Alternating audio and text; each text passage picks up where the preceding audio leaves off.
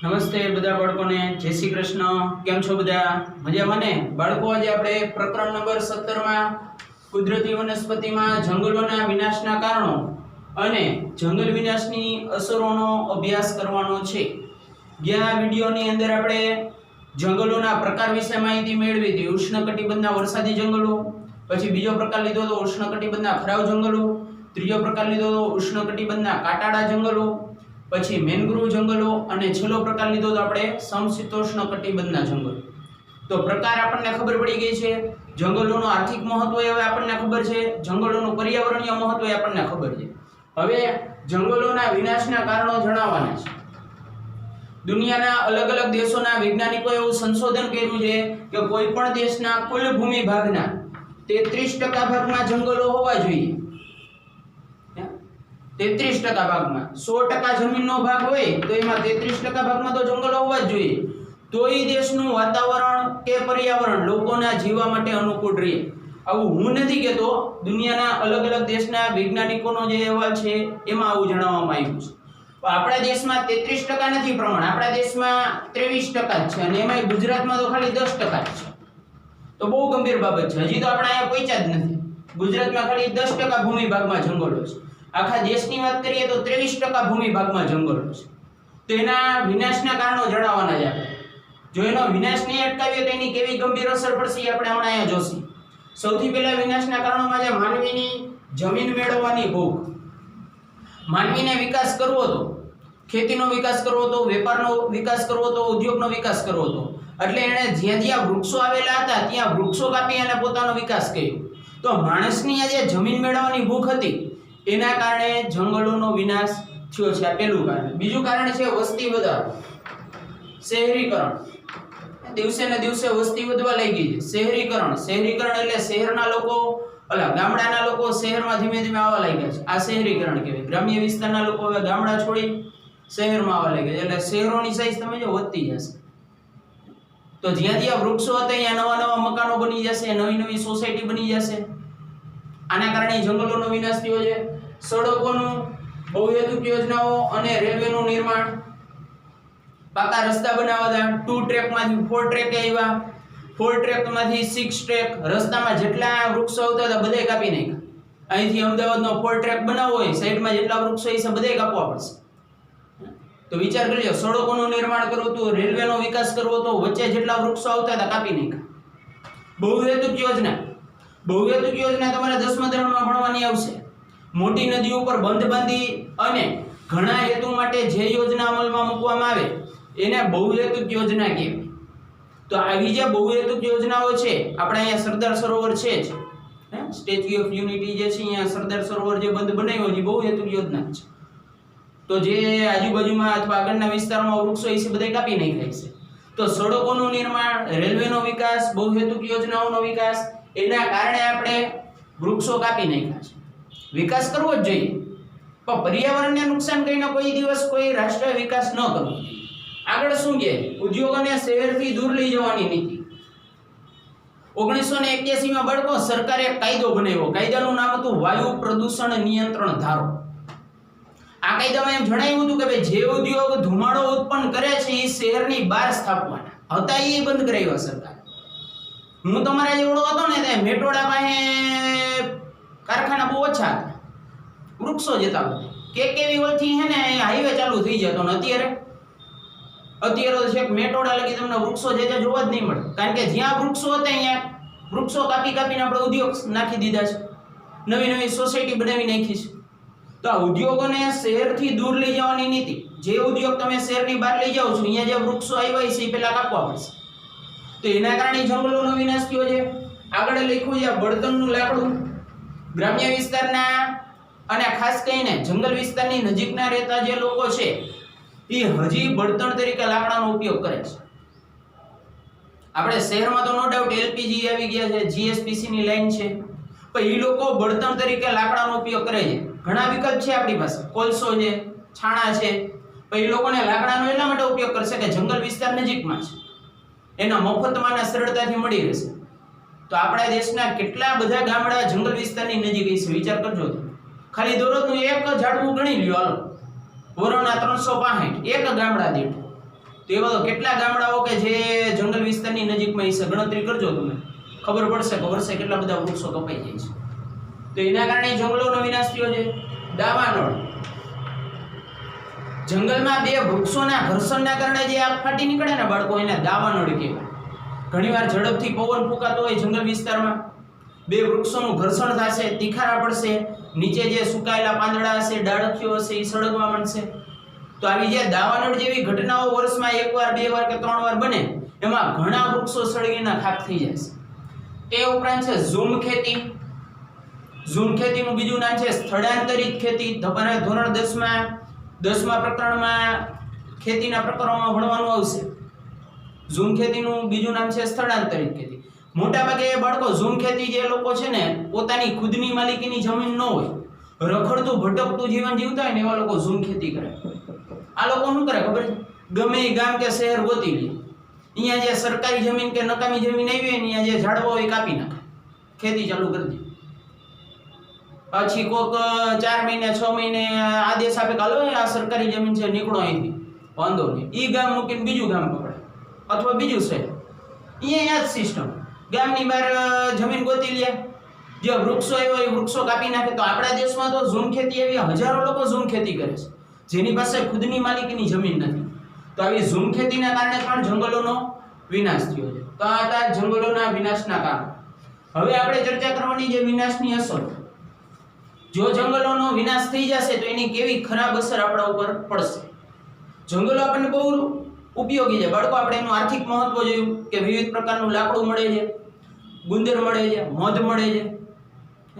પછી આપણે એનું પર્યાવરણીય મહત્વ જોયું કે ભાઈ વરસાદ લાવવામાં ઉપયોગી છે, કાર્બન ડાયોક્સાઇડ જેવો ઝેરી વાયુ શોષી લે છે, ઓક્સિજન જેવો ઉપયોગી વાયુ પૂરો પાડે છે, ભૂમિગત જળની સપાટી જાળવી રાખે છે, રણને આગળ નથી વધવા દેતું. ઘણી બધી રીતે જંગલો આપણને ઉપયોગી છે. જો એનો વિનાશ થઈ જશે તો એની કેવી ખરાબ અસર આપણા ઉપર પડશે એ જોઈએ. સૌથી પહેલા તો વરસાદનું પ્રમાણ, કારણ કે આપણા પર્યાવરણીય મહત્વમાં પહેલું જ મહત્વ જોયું કે જંગલો જે છે વરસાદ લાવવામાં ઉપયોગી છે. જો જંગલો નહીં તો વરસાદનું પ્રમાણ ઘટી જશે, વરસાદ અનિશ્ચિત થઈ જશે, ક્યારે પડશે કેટલો પડશે કઈ નક્કી નહીં. અને વરસાદનું પ્રમાણ ઘટશે એટલે દુષ્કાળ. દુષ્કાળ એટલે શું ખબર પડે ને? 8માં ભણી ગયા તો ખોરાક અને પાણીની તંગી સર્જાય દુષ્કાળમાં. તો વરસાદ અનિયમિત થશે એટલે ખેતી નહીં થઈ શકે, ખેતી નહીં થાય એટલે ખોરાકની તંગી, અને ઓલરેડી વરસાદ નથી પડ્યો એટલે પાણીની તંગી તો સર્જાવાની જ છે. તે ઉપરાંત ગ્લોબલ વોર્મિંગ, જેને ગુજરાતીમાં કહેવાય વૈશ્વિક તાપ વૃદ્ધિ. અત્યારે આખી દુનિયામાં ગ્લોબલ વોર્મિંગ ચાલે છે, વૈશ્વિક તાપ વૃદ્ધિ. વિશ્વના દેશોના તાપમાનમાં સતત વધારો થઈ રહ્યો છે. જે દેશોમાં 22-23 ડિગ્રી ઉનાળામાં તાપમાન હતું, અહીંયા 30-32 ડિગ્રી થઈ ગયું છે. ઘણા દેશો હતા એવા યુરોપના ને એશિયાના કે જ્યાં ઉનાળામાં બહુ ગરમી ન પડતી, પણ અહીંયા અત્યારે ગરમીનું પ્રમાણ વધ્યું છે. શું કામ વધ્યું છે? તો આવું થયું હોય છે ને, ગ્લોબલ વોર્મિંગના કારણે સૂરજ નજીક આવી ગયો એવું થયું હોય ને? કા ના ભાઈ ના, એવું ન થયું. ગ્લોબલ વોર્મિંગના કારણે શું થયું હોય કે આપણે જે આ ઝેરી વાયુઓ વાહનોમાંથી ને ઉદ્યોગોમાંથી ને નીકળે છે, એ ઝેરી વાયુઓના કારણે વાતાવરણમાં જે ઓઝોન વાયુ આવેલો છે, વિજ્ઞાનમાં ભણતા હશો ઓઝોન વાયુ, એ ઓઝોન વાયુ નબળો પડી ગયો છે. ઓઝોન વાયુ કામ શું કરતો હતો કે ભાઈ સૂર્યના જે ખતરનાક તડકો કે તાપ પડતો હતો એ આપણા ઉપર સીધો નહોતો પડવા દેતો, એને અટકાવીને મોકલતો, એટલે આપણને જાજી ગરમી ન લાગતી. ને હવે આ વિવિધ પ્રકારના પ્રદૂષણના કારણે ઓઝોન વાયુ હાવ નબળો પડી ગયો છે, એટલે સૂર્યનો તડકો આપણને અત્યારે વધારે લાગવા માંડ્યો છે. તો આ વૈશ્વિક તાપમાન વૃદ્ધિ, જો વૃક્ષો હશે તો શું થાય બાળકો? પર્યાવરણીય મહત્વ યાદ કરો. હા, વેરી ગુડ. વૃક્ષો તો ઝેરી વાયુ શોષી લેવાના છે વાતાવરણમાંથી, એટલે ગ્લોબલ વોર્મિંગની પ્રક્રિયા ધીમી પડી જશે જો વૃક્ષો હશે તો. અહીંયા તો આપણે એની વિનાશની અસર જ જણાવવાની છે. ત્રીજી અસર છે જમીનનું ધોવાણ વધ્યું છે. જમીન ધોવાણ એટલે શું? મેં તમને કીધું હતું પર્યાવરણીય મહત્વમાં કે આ જમીન ઉપર જે રેતી, માટી અને કાપ આ જે હોય વરસાદના પાણીના કારણે આગળ ઢસડાતા જશે, એને જમીનનું ધોવાણ કહેવાય. તો વૃક્ષો નહીં હોય તો જમીનનું ધોવાણ વધી જશે. ઘણાને એમ થાય કે સાહેબ તો સારું ને જમીન સાફ થઈ જાય. સાફ ન થાય, જમીનનું ધોવાણ થશે એટલે ખેતીની ફળદ્રુપતા ઘટી જશે. 5 વર્ષ કે 6 વર્ષ લગી જમીનનું ધોવાણ થાય પછી જમીન પડતર બની જાય. પડતર એટલે નકામી. પછી તમારે જેવડા છોકરાઓ અહીંયા દડે બેટ રમી શકે, બીજું કઈ ખેતી બેતી ન થાય. તો ખેતીની જમીન પડતર બનશે એટલે પાકનું ઉત્પાદન ઓછું થશે. પાકનું ઉત્પાદન ઓછું થશે એટલે વસ્તુનો ભાવ વધશે, અનાજનો, શાકભાજીનો. તો એ બધું આપણે જ ભોગવવાનું છે ને. એટલે જમીન ધોવાણી આપણી યારે સંકળાયેલું છે. આપણે એમ નહીં વિચારવાનું કે જમીન ધોવાણ થાય આપણને શું ફેર પડે, આપણે ક્યાં ખેતી કરીએ છીએ. આપણે ભલે ખેતી ન કરતા હોય પણ જમીન ધોવાણની અસર આપણા ઉપર પડવાની જ છે ભવિષ્યમાં ભાવ વધારા સ્વરૂપે. તે ઉપરાંત ભૂમિગત જળની સપાટી ઘટી છે. ભૂમિગત જળ એટલે યાદ કરો, આ જમીન છે એની નીચે જ્યારે વરસાદ પડશે ત્યારે જમીનની નીચે પાણીનો જે જથ્થો ભેગો થશે એ ભૂમિગત જળ. તો જો વૃક્ષો નહીં હોય, જંગલોનો વિનાશ થશે તો શું થશે? સૂર્યનો સીધો તડકો આ પાણી ઉપર પડશે અને આ પાણી શોષાવા માંડશે. તે ઉપરાંત હવાનું પ્રદૂષણ એ વધ્યું છે, કારણ કે વાતાવરણમાં ઝેરી વાયુ એમને એમ રહે છે.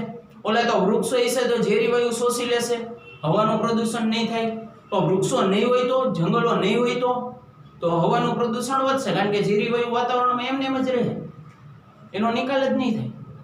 અને સૌથી છેલ્લે વન્યજીવોની માથે સંકટ ઊભું થયું છે. આપણે આની આગલું પ્રકરણ પતાવ્યું વન્યજીવન વાળું, એમાં અર્થમાં કીધું હતું કે વનમાં રહેતા જીવને વન્યજીવ કહેવાય. તો જંગલો જે છે એ તો વન્યજીવોનું રહેઠાણ છે. આપણું રહેઠાણ કોક છીનવી લે છે, આપણું મકાન કઈ મરી જાય ને, આપણે આ મરી જાય, બરોબર છે બાળકો. તો હવે આપણે જંગલોના રક્ષણ માટેના ઉપાયો જોઈએ.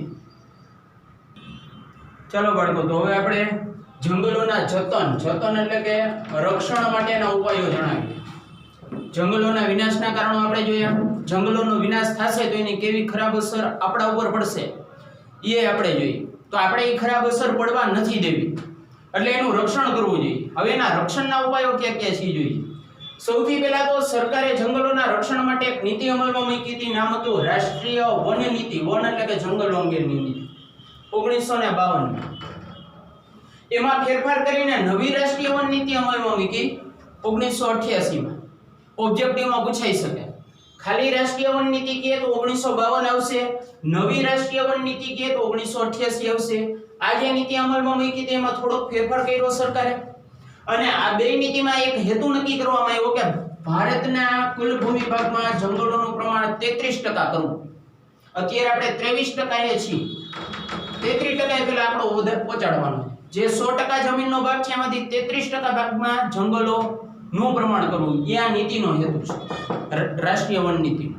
તે ઉપરાંત જંગલોના રક્ષણ માટે એક કાયદો પણ અમલમાં મૂક્યો છે ભારતીય સંસદે 1980માં. એનું નામ જ કેવું? જો વન સંરક્ષણ અધિનિયમ. વન એટલે કે જંગલોના રક્ષણ માટેનો અધિનિયમ.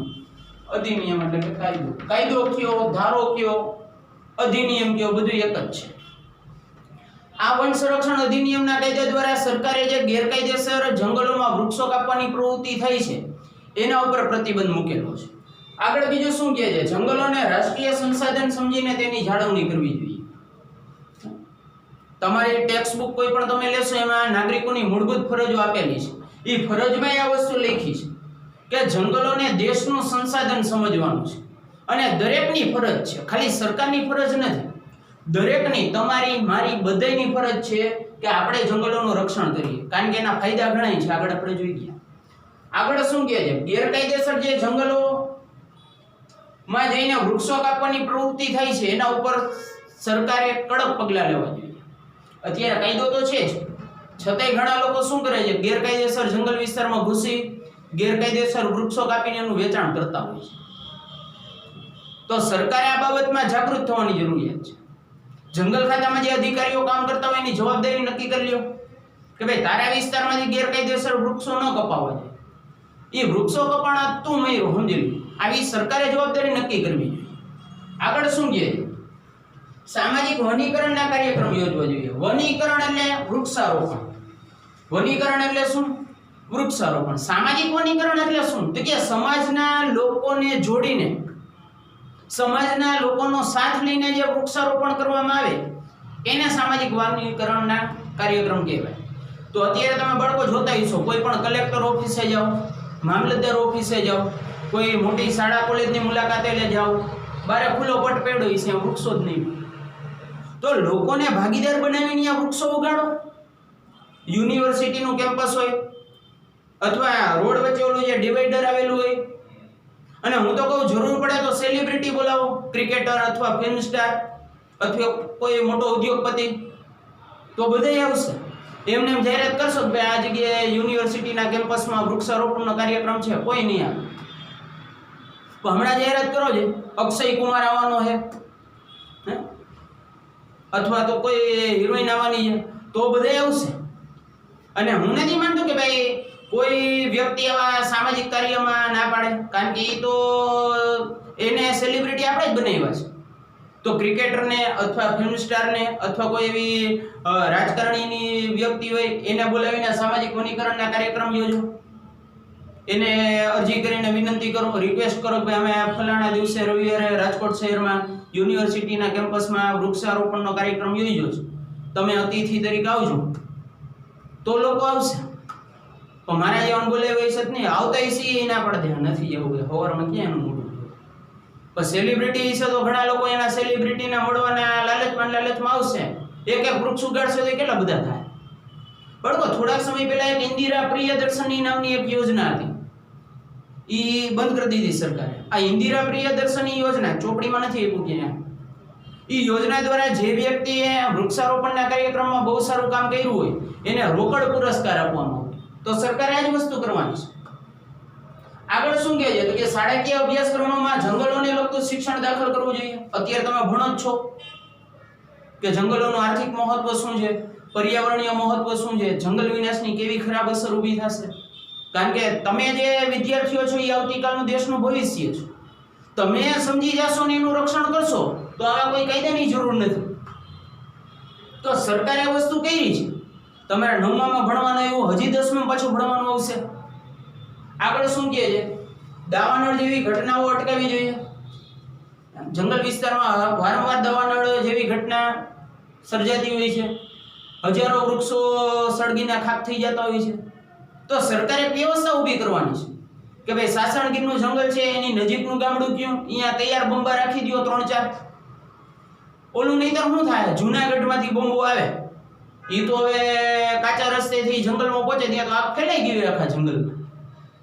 તો આપણે આ ઘટનાઓ, કારણ કે આ ઘટનાઓ ક્યારે થશે એ નિશ્ચિત જ નથી, કુદરતી ઘટનાઓ છે. તો દાવાનળ જેવી ઘટનાઓ અટકાવીને તમે જંગલોનું રક્ષણ કરી શકો છો. આગળ શું કહે છે, પ્રચાર અને પ્રસારના માધ્યમોનો ઉપયોગ કરીને લોક જાગૃતતા લાવો. આ સૌથી સારો રસ્તો છે બળકો. આ રસ્તો એકવાર જો અસરકારક સાબિત થઈ ગયો તો આની કોઈની જરૂર નથી, વન નીતિ કે વન સંરક્ષણ અધિનિયમ ના. અત્યારે તો લોકોને જાગૃત કરવા ઈઝી થઈ ગયા છે. અમે તમારા જેવડા હતા ત્યારે લોકોને જાગૃત કરવા અઘરા હતા, કારણ કે ત્યારે મોબાઈલ નહોતા, ફેસબુક નહોતું, વોટ્સઅપ નહોતું, ઇન્સ્ટાગ્રામ નહોતું. અત્યારે તમારે બીજું કાંઈ નથી કરવાનું. જંગલો કેવા ઉપયોગી છે ચોપડીમાં આપ્યું, ફોટો પાડીને શેર કરો કે ભાઈ જંગલો કે ભાઈ કાર્બન ડાયોક્સાઇડ શોષી લે, વરસાદ લાવવામાં ઉપયોગી. તમારે તો ખાલી ફોટો પાડીને શેર જ કરવાનો છે ને. તમે બીજાને જાગૃત કરો, એ ત્રીજાને જાગૃત કરશે. બધે જાગૃત ન થાય તો કાંઈ નહીં, ખાલી 10-20-25% જાગૃત થાય તો એ ક્યાં નુકસાની ગઈ. અમથું પિક્ચર ડાઉનલોડ કરવામાં મેમરી વાપરી નાખો, આવા સારા કામમાં વપરાય ને કોકવાર કે ન વપરાય. પહેલા તો લોકોને જાગૃત કરવા અઘરા હતા, હવે તો ઈઝી થઈ ગયું. તમારી પાસે માધ્યમ છે, તો આવા પ્રચાર અને પ્રસારના જે માધ્યમો છે એનો ઉપયોગ કરીને વધારે વધારે, ખાલી સરકારની જવાબદારી નથી, આપણી પણ જવાબદારી છે. આપણે નથી લેતા ઓક્સિજન, આપણે નથી વરસાદનું પાણી ઉપયોગ લેતા, તો આપણી જવાબદારી છે. તો આવા પ્રચાર પ્રસાર માધ્યમોનો ઉપયોગ કરીને લોકોને જાગૃત કરવા જોઈએ. અને સૌથી છેલ્લે ઉર્જાના અન્ય સાધનોનો ઉપયોગ વધારવો જોઈએ. અત્યારે જંગલ વિસ્તારની નજીકના ગામડાઓમાં જે લોકો રહે છે એ ઉર્જામાં બળતણ તરીકે લાકડાનો ઉપયોગ કરે છે. હજી દેશના ઘણા ગામડામાં લાકડાનો ઉપયોગ થાય છે. તો અન્ય વિકલ્પ શું છે આપણી પાસે, તો કે ભાઈ એલપીજી છે, જીએસપીસી તો હજી એમ જ હાલો ભાઈ ગામડા લગી લાઈનો નાખે તો મોંઘું પડી જાય, તો એલપીજી નો બાટલો તો પહોંચાડી શકે. પછી જે કોલસાથી પ્રદૂષણ નથી ફેલાતું એવા સારી ક્વોલિટીનો કોલસો વાપરો કે જેથી કરીને લાકડાનું કે જંગલોનું રક્ષણ કરી શકાય છે. બાળકો, તો આપણે અહીંયા આ પ્રકરણ પૂર્ણ કરીએ છીએ. આવતા વિડીયોમાં નવા પ્રકરણ સાથે મળીશું. જય શ્રી કૃષ્ણ.